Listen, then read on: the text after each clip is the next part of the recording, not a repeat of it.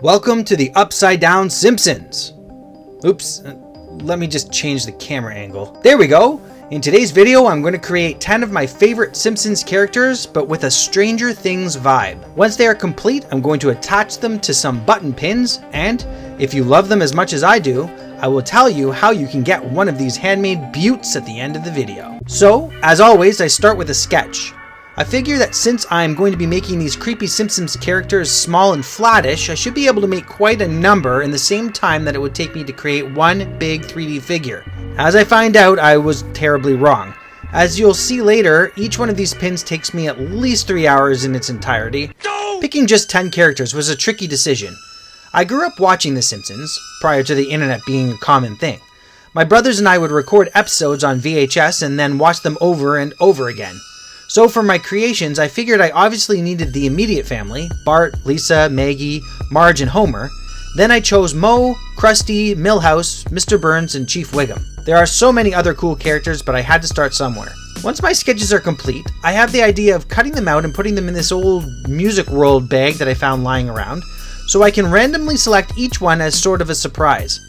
Yeah, not exactly the most creative, but I figured I wouldn't be able to pick and choose the order this way, as I may have been more partial towards some than others. I have a button maker that I bought from Amazon to make my own buttons. I sell them at an antique market, but I have never made 3D ones before. I decide the best way to start is to create a textured base for each one. Using my pasta maker, I flatten out a piece of Super Sculpey firm clay. Then, using the top plate of the button, I press it down into the clay to make a perfect circle. I of course repeat this process 10 more times. Once this is done, I find a variety of different textures around my house to use, like this piece of mesh that I had laying around. I press each strand in firmly to really make the pattern pronounced. I then pick lots of other things like this old business card holder that I used in another video, as well as my water pick tool attachments. The brushes make interesting patterns, some looking more like concrete, some like scales, and some I just scratch, poke, and prod.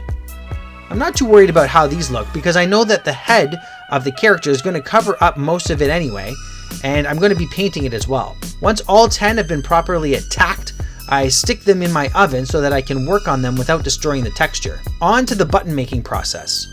Here's my button maker from above. It cost me about $200, and that included 1,000 button parts. If I can find it, I will add it to the link in the description. As I said earlier, I sell buttons at an antique market, but those have paper and a piece of plastic that forms the complete button. In this case, I'm only going to be creating the shell, since I will be super gluing the finished sculpt to the metal plate at the end. As a result, the button press didn't exactly work right, and for every one that worked, I got a dud. So I dig my hand into that vintage bag, and who would emerge first? None other than Bartman himself. Since this is different than the other button pins that I've made before, this required some trial and error. I figured the best method was to just shape the clay with my drawing so that I would have an accurate size.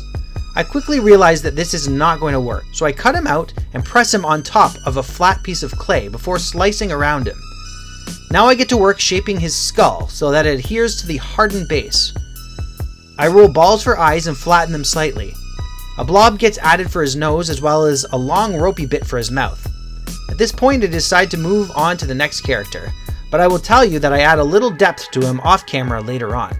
Next up, the infamous Chief Wiggum.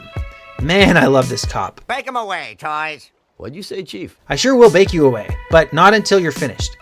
Just like Bart, I cut around my drawing before pressing it into the clay. My tooth scraping tool is perfect for creating a little template, so I can build up his face into a 3D blob of goodness. I add bits and pieces to build up his hat, his eyes, his nose, and upper lip. I then use another water pick tool to texturize his hair and accentuate some of his flubber. On to Maggie. I cut, press, then poke a design into the clay. I build up her eyes, nose, cheeks, and pacifier. Oh, and I can't forget her little bow. So many of these characters have small elements that help define them. I use the end of my pick to poke some pupils into those good old eyeballs, and it's on to my main man, Homer. There are so many classic moments that Homer has had over the years. He's just such a classic character. I follow the same process, which includes cutting out the template, pressing it firmly into my flattened piece of clay, etching the design and then building up his face. The reason Homer and all the other characters look normal at this point is because I want them recognizable before painting them in weird and bizarre ways. Here's Homer now that his brow and mouth region have been built up. It is at this point I figure my explanations are getting a little repetitive, so I take a page out of Henry Ford's book and start an assembly line. I line up each picture with one of my base plates, I cut out all the drawings, press them, cut them out of the clay, and then do my etching on each slab. I get to work on Mr. Burns first, followed by Krusty, then of course Marge, Moe, Lisa, and finally Milhouse. Although these are small, it is incredibly time-consuming trying to make each figure look right.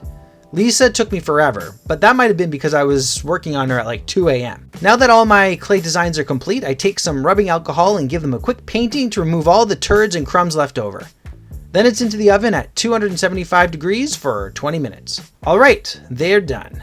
And with a quick spin of this tray, I prime them all in white so they're ready for their real paint jobs. Bart gets a purpley pink skin color that resembles a bloody piece of meat.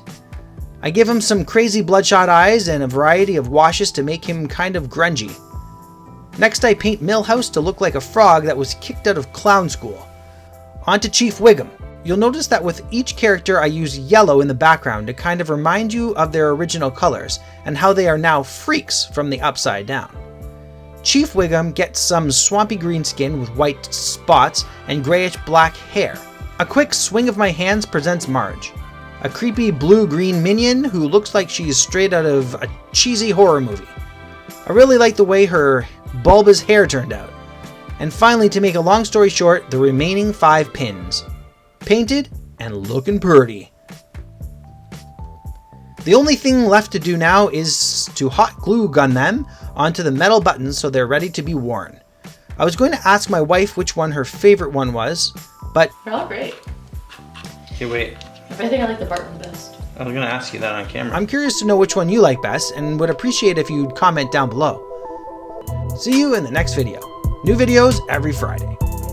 Dear Lord, that's the loudest profanity I've ever heard.